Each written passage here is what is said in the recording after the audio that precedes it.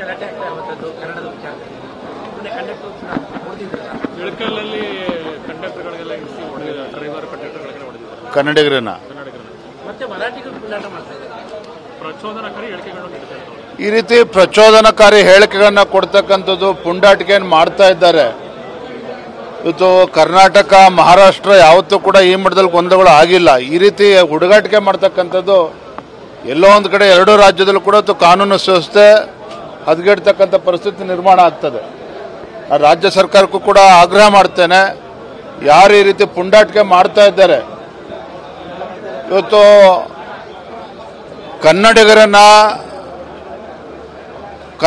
ಇವತ್ತು ಬೆದರಿಸ್ತಕ್ಕಂಥ ಕೆಲಸ ಮಾಡ್ತಾ ಇದ್ದಾರೆ, ಪ್ರಚೋದನೆ ಮಾಡ್ತಕ್ಕಂಥ ಕೆಲಸ ಮಾಡ್ತಾ ಇದ್ದಾರೆ. ರಾಜ್ಯ ಸರ್ಕಾರ ಇಂಥವ್ರ ಬಗ್ಗೆ ಕಠಿಣವಾಗಿರ್ತಕ್ಕಂಥ ಕ್ರಮವನ್ನು ಜರುಗಿಸಬೇಕು, ಇಲ್ಲ ಅಂತಾರೆ ಇಡೀ ರಾಜ್ಯಕ್ಕೆ ಹರಡ್ತದೆ ಇದು. ಗೃಹಲಕ್ಷ್ಮಿ ಯೋಜನೆ ವಿಷಯದಲ್ಲಿ ಚೆಸ್ಕಾಂ ಪತ್ರ ಬರೆದಿದ್ದಾರೆ. ನೀವು ಸರ್ಕಾರ ದುಡ್ಡು ಕೊಡದೆ ಕಸ್ಟಮರ್ ಅಷ್ಟನ್ನೇ ನಾವು ತಗೋಬೇಕಾದಂಥ ಪರಿಸ್ಥಿತಿ ಬರುತ್ತೆ. ನಾನು ಕೂಡ ಇವತ್ತು ರಾಜ್ಯದ ಮುಖ್ಯಮಂತ್ರಿಗಳಿಗೆ ಒಂದು ಪತ್ರವನ್ನು ಬರೆದಿದ್ದೇನೆ.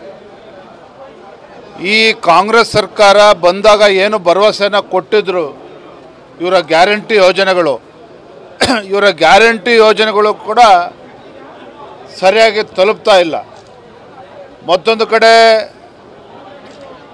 ಪವರ್ ಮಿನಿಸ್ಟರ್ ಹೇಳಿದ್ದಾರೆ 6,000 ಕೋಟಿ ಇವತ್ತು ವಿದ್ಯುತ್ ಬಿಲ್ಗಳು ಬಾಕಿ ಉಳ್ಕೊಂಡಿದೆ, PWD ಇರಿಗೇಷನ್ನು. ಮತ್ತೊಂದು ಕಡೆ KSRTC ಸುಮಾರು 7,000 ಕೋಟಿ ರೂಪಾಯಿಗಳು ಇವತ್ತು ರಾಜ್ಯ ಸರ್ಕಾರ ಇವತ್ತು ತುಂಬಬೇಕಾಗಿದೆ ಶಕ್ತಿ ಯೋಜನೆ ಪ್ರಯುಕ್ತ.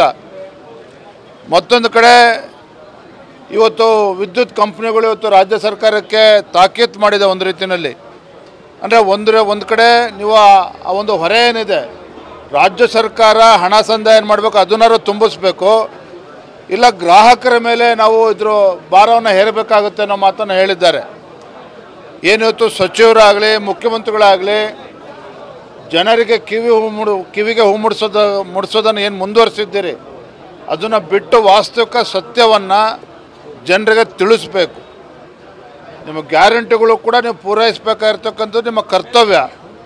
ಜೊತೆಲಿ ಆರ್ಥಿಕ ಸಂಕಟದಿಂದ ಇನ್ನು ಕರ್ನಾಟಕ ಇವತ್ತು ಅಧೋಗತಿಗೆ ತೆಗೆದುಕೊಂಡು ಹೋಗ್ತಾ ಇದ್ದೀರಿ. ಮಾನ್ಯ ಮುಖ್ಯಮಂತ್ರಿಗಳು ಇದಕ್ಕೆ ಉತ್ತರವನ್ನು ನೀಡಬೇಕು.